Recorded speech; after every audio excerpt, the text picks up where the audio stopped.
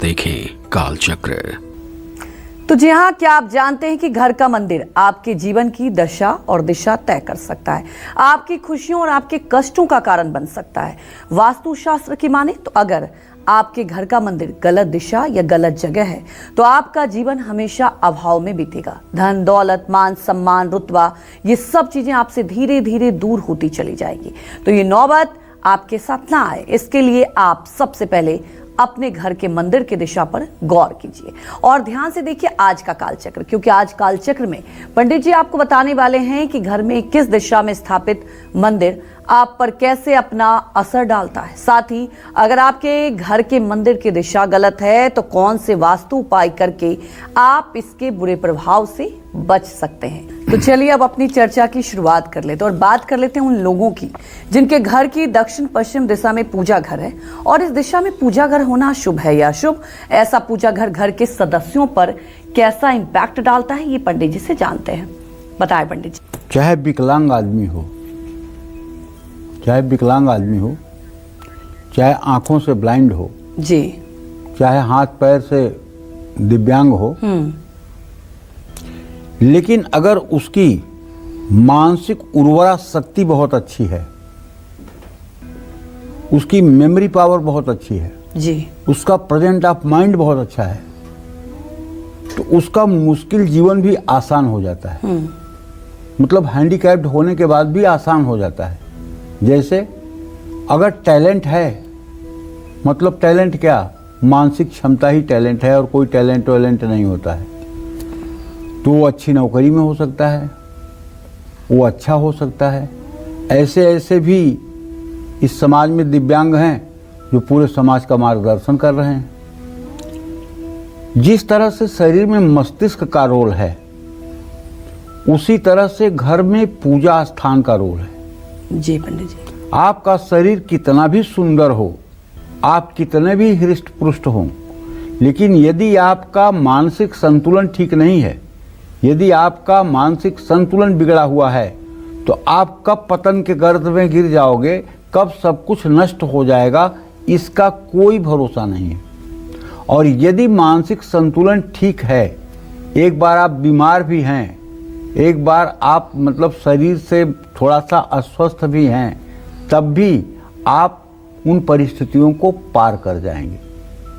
यही रोल जो है हमारे शास्त्रों में घर के मंदिर के बारे में कहा गया है। जी।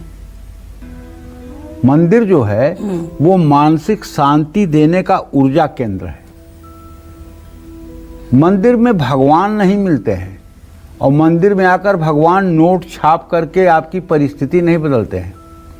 मंदिर में भगवान का जो छाया आपके ऊपर पड़ती है, उससे आपका आत्मविश्वास मजबूत होता है, उससे आपका पेशेंस धैर्य मजबूत होता है, उससे आपके अंदर सदाचार की वृत्ति जागृत होती है, उससे आपके अंदर कुकर्म और पाप कर्मों से घृणा होती है। ये सारे गुण विकसित होते हैं आपके अंदर। कुछ लोग कहते हैं कि मैं तो भगवान की इतनी पूजा कर रहा हूँ लेकिन मुझे 3 महीने से नौकरी नहीं मिल रही। भगवान नौकरी देने का ठेका थोड़ी लेके बैठे हैं। भगवान तुम्हें सद्बुद्धि देंगे, सद्ज्ञान देंगे और साहस देंगे, पराक्रम देंगे। अब करना तुम्हें है, करना चाहो करो, ना करना चाहो ना करो। ठीक है ना।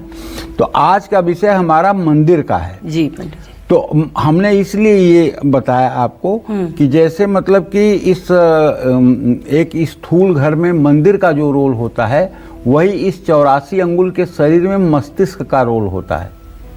अगर मस्तिष्क डिसबैलेंस हो जाए तो पूरा शरीर दे, तो मतलब कि आदमी आओ बाव पकड़ने लगेगा जी, आदमी पता नहीं क्या क्या करने लगेगा। मस्तिष्क जब डिसबैलेंस होता है, क्रोधात भवत सम्मोहम सम्मोहात स्मृति विभ्रम स्मृति भ्रंशात बुद्धिनाशो बुद्धिनाशात प्रणश्यति। इसका मतलब ये है कि मनुष्य जब मूर्खतापूर्ण किसी लक्ष्य का निर्धारण कर लेता है और उस लक्ष्य को प्राप्त नहीं कर पाता है, तो उसको क्रोध होता है। क्रोधात भवत सम्मोहम, और क्रोध से उसके अंदर सम्मोह पैदा होता है। सम्मोहाद स्मृति विभ्रम, और उस सम्मोह से स्मृति मेमोरी पावर का लॉस हो जाता है। स्मृति विभ्रम स्मृति भ्रंशात बुद्धि नाशो, स्मृति के नष्ट होते ही बुद्धि का नाश हो जाता है। बुद्धि नाशात प्रणश्यति, और बुद्धि का नाश होने पर आदमी अपने जीवन को ही समाप्त करने की सोच लेता है। कहीं सुसाइड करने से, कहीं पंखे में लटकने से, कभी पॉइजनिंग करने से, कभी छत से छलांग लगाने की बातें सोच लेता है। अगर मानसिक संतुलन किसी का ठीक रहे तो मैं दावे के साथ कह सकता हूं कभी कोई आदमी किसी परिस्थिति में आत्महत्या जैसी घिनौनी चीज के बारे में नहीं सोचेगा। उसी तरह से यदि आपके घर का केवल मंदिर ठीक डायरेक्शन में है, मंदिर सही डायरेक्शन में है और मंदिर को ठीक से आपने रखा है, तो मैं दावे के साथ कहता हूं चाहे जितनी बड़ी आपकी स्थिति खराब हो, चाहे जितनी आपकी ग्रह दशा खराब हो, लेकिन वो मंदिर का वास्तु जो है आपको संभाल लेगा जी। तो कहने का मतलब यह है कि दक्षिण पश्चिम दिशा का जो पूजा घर है वो तो कतई शुभ माना ही नहीं जाता है। दक्षिण पश्चिम दिशा की ऊर्जा देवी देवताओं की पूजा के लिए कभी सकारात्मक नहीं होती। इस दिशा में पूजा घर हो तो वहाँ रहने वालों को पेट संबंधी रोग हमेशा परेशान करता है। दक्षिण पश्चिम दिशा का पूजा घर व्यक्ति को लोभी बनाता है। ऐसे लोग किसी भी सफलता या सुख से संतुष्ट नहीं होते हैं। आर्थिक संकट आने की संभावना हर समय रहती है। कारोबार में घाटा होता है। पैसा फंसने की संभावना प्रबल होती है। दक्षिण पश्चिम दिशा पितृ पूजन के लिए शुभ होती है, पितरों की पूजा के लिए ठीक होती है, न कि देव पूजन के लिए।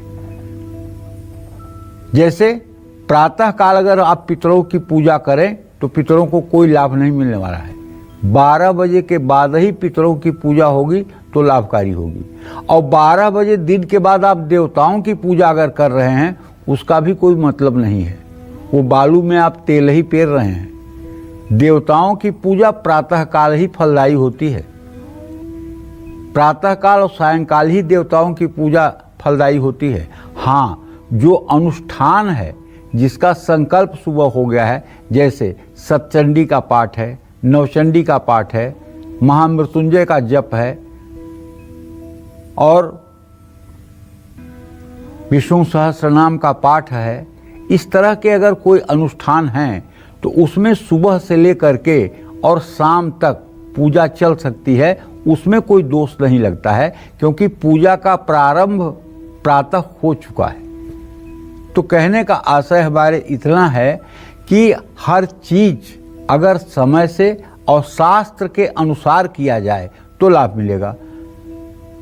16वें अध्याय के 24वें श्लोक में कहते हैं कि शास्त्र के अनुसार तस्मात् शास्त्र प्रमाणेषु कार्य व्यवस्थितौ। अगर शास्त्र के प्रमाण के अनुसार कार्य को व्यवस्थित तरीके से किया जाए तो कभी दुख नहीं मिलता है, कभी विषाद नहीं मिलता है, कभी शोक नहीं होता है। ये बात ध्यान में रखना चाहिए। वास्तु केवल एक ऐसी मनगढ़ंत कहानी नहीं है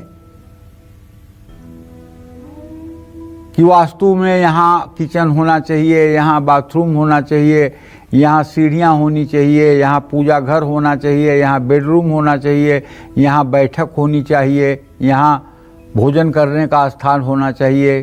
तो ये केवल मानसिक कल्पना नहीं है, बल्कि प्रकृति के अनुकूल जो व्यवस्था होती है उसी को वास्तु शास्त्र कहते हैं। और प्रकृति के विपरीत जो व्यवस्था होती है वही वास्तु दोष।